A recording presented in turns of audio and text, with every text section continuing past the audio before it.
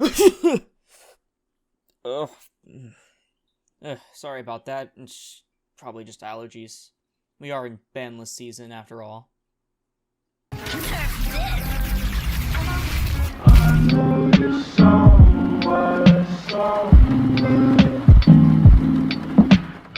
What's going on, everybody? It's Aurora YG here, coming at you with a brand new video, and as you probably know, we are just a month away from the long-awaited Banlist, and boy am I excited. While we are in a very healthy format right now, it's actually pretty nice for what it is. There are a few things that definitely need to be addressed, and I'm sure people have been waiting for these cards to be gone for a long time, considering our last Banlist was October. We've had this list for like, what?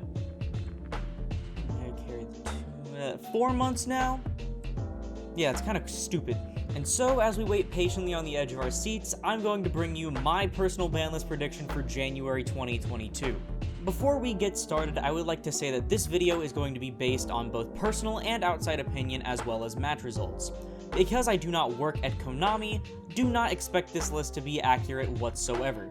This is basically me saying, do not attack me, other Yu-Gi-Tubers, or anyone in my comment section or anyone else's comment section for their viewpoints on the Forbidden List. It's completely childish and unnecessary. But anyways, without further ado, let's go ahead and jump right into the video. So first off, I'm going to go ahead and jump right into the bans. For the ban section of this video, my picks are Harpy's Featherstorm, Arch Nemesis Protos, Artifact Scythe or Dagda, Imperial Order, Eva, and Predaplant Verte Anaconda. Now, as you can see, all of these cards are here because they encourage degenerate or unfair play or just unfair advantage. Harpy's Featherstorm is an absolutely absurd card right now, as it's a bit old and came before a time that Wind Wing Beast was a good combination, but now with Bird Up and Flunderies on the rise, yeah, Calamities on a normal summon is kind of ridiculous, don't you agree? Arch Nemesis Protos is a card sparked by the Sword Soul strategy and does something similar. This easily searchable boss monster has a really big body, can't be destroyed by card effects, and by declaring an attribute will nuke the entire board of that attribute, and until the end of the next turn, neither player can summon that attribute. Right now, that is absolutely way too good for how easy it is to access, and so I believe that Arch Nemesis Protos needs to go in order to not have floodgates running around as much as they are. Artifact Scythe and Dagda were never really too much of a problem until now, with only niche rogue decks such as Fluffle using them in combination. However, the introduction of the Destiny Hero Destroyer Phoenix Enforcer in Burst of Destiny has completely changed the outlook on how the cards work. Ignoring an already established board, for the cost of a mere 4 monsters on board, you can guarantee yourself a complete floodgate that knocks your opponent from summoning from the extra deck. The reason both are on here instead of just one in particular is because you can honestly argue for both sides. Dagda is incredibly powerful for what it does, however, if you hit it, artifacts, or decks that at least play the artifact engine, I should say, will lose a little bit of easier access to other artifacts, as well as the fact that the card is still relatively new from Dual Overload. Artifact Scythe is definitely the elephant in the room though, as it is the one that manages to lock your opponent from the extra deck, and Dagda on its own without Scythe wouldn't be able to do much other than set up a Pop or a Lancia. Honestly, it's really hard to play under a combination of both these cards with Phoenix Enforcer right now, so as long as he exists, one of these has to go. Imperial Order is a card that really never saw too much play, at least competitively outside of trap decks, until now. See, right now we're in a format where it's basically you make a board, and then your opponent tries to break it by using a power card like Dark Ruler No More, Forbidden Droplet, Lightning Storm, etc. However, it is completely impossible to do something like that if you have an established board and then just casually flip Imperial Order. Flipping Imperial Order will win you 9 out of your 10 games, to be honest, especially if you go first, because there's really nothing your opponent can do when you lock them out of a complete type in the game out of the 3, as well as them having to get through your regular board. Almost every duelist under the sun at the moment is complaining about this card, and to be honest, I really couldn't care less if it went or stayed. I don't really know. But with Anti-Spell being a fine alternative to this card in your side deck, I really feel like the card can go and it wouldn't be too big of an issue. I'm gonna go ahead and say that Eva will get banned on this list, as while Drytron isn't doing too crazy right now, having a 5+ negate Herald of Ultimateness on top of other things is kinda ridiculous, as well as Eva being able to search immense follow-up in the form of things like Diviner, and things like Herald of Orangelight in case your Ultimatus gets outed. Without Eva, Drytron will definitely still be able to play, however they will either have to have a slightly hinder board, or have to find a new way to actually make their end board and play a different sort of strategy to Drytron. Finally, let's address the elephant, or should I say snake, in the room. Predaplant Verte Anaconda has been out since Dual Overload, along with things like Halqifibrax and Dagda, and has long since served its time in the format, and deserves swift just punishment right away. While you can play a variety of different decks right now, 9 out of 10 times you're probably going to see that deck playing a Destroyer Phoenix Enforcer package, which literally consists of 2 bodies on board, make Verte, pay 2k, get a free broken card from your extra deck, you know? And the thing is that hitting Verte right now really won't do much to stop Phoenix Enforcer. It might stop a few people from playing it as often, or it might hurt the consistency of getting it out.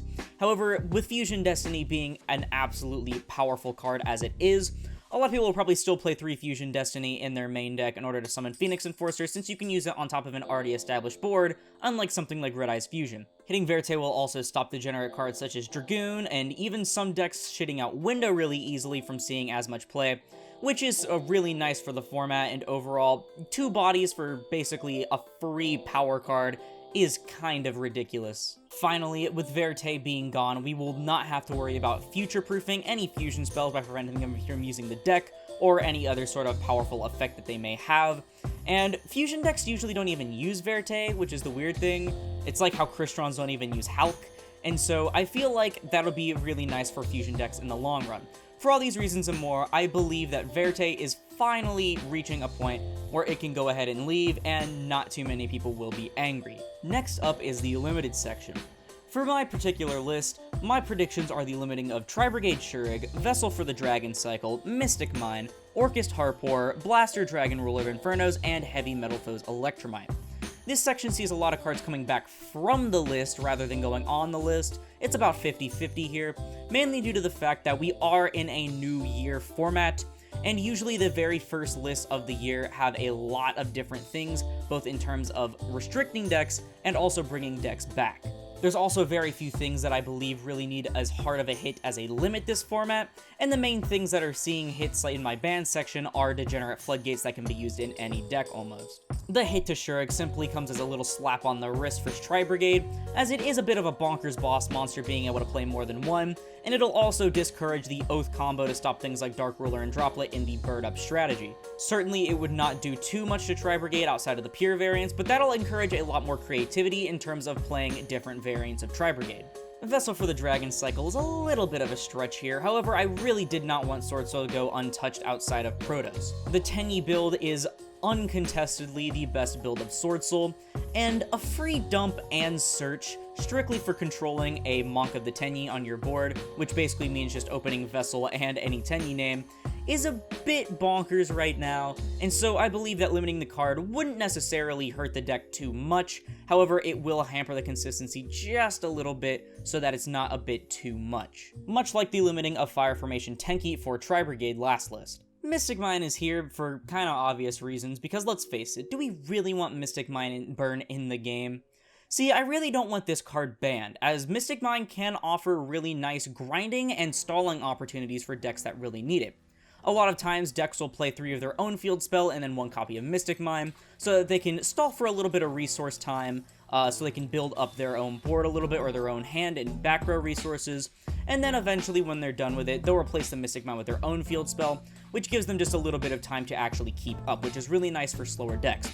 However, while it is at 1, you will be unable to really play Mystic Mine Burn in any sort of sense, unless you play some sort of random 1-copy really weird build, and so I thoroughly believe that 1 Mystic Mine is not quite banned, however it is a lot healthier than having it at 3 in the game.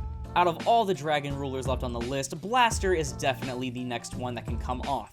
Fire decks do absolutely nothing right now, and let's be honest, the ones that are seeing any sort of play, would they even play Blaster? A single targeting pop at the cost of 2 resources doesn't do anything in this day and age, and considering you can only use 1 effect per turn and only once that turn, even a summon by banishing things as Blaster isn't really that important. Orchist Harpor has been on the ban list since the Great Eternal format purge of early 2020, And honestly, Orcus hasn't seen any sort of competitive play since the hit. The card has been in timeout for 2 years, and even with the card at 3, Orcus would probably still be a brick fest.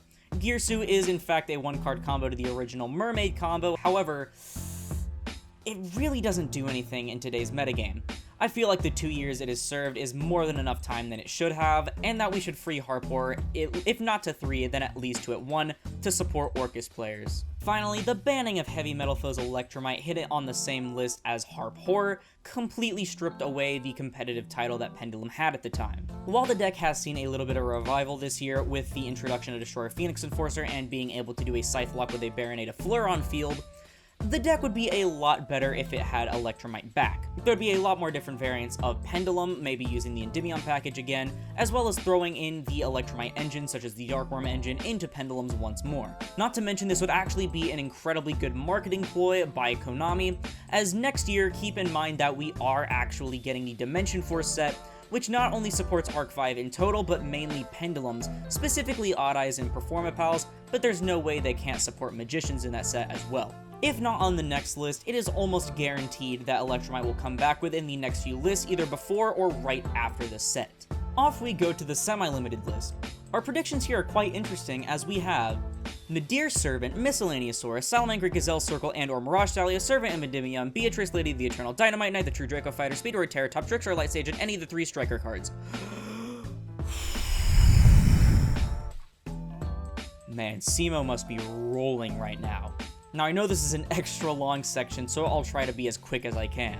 Nadir Servant is the only thing getting put to the semi-limited list instead of going up to the semi-limited list, as the Nadir package, or I should say the Dogmatica package, has been out for a little over a year now, and so I believe it can finally get a slight slap on the wrist, as there's an incredibly powerful and consistent engine, and Nadir Servant is a bit too good of a card in my opinion, and so hitting into 2 will just slightly dampen the consistency of the package. However, it won't stop it from seeing play at all. With the release of Scrap Raptor, Misk was unfortunately put to 1 again. However, I believe Konami just kind of forgot that Dinosaur wasn't even doing that much in the first place. It got 1 to 2 tops here and there, mainly because the best decks, including things like Dragon Link, made big combo boards, and Tyranno could easily out them.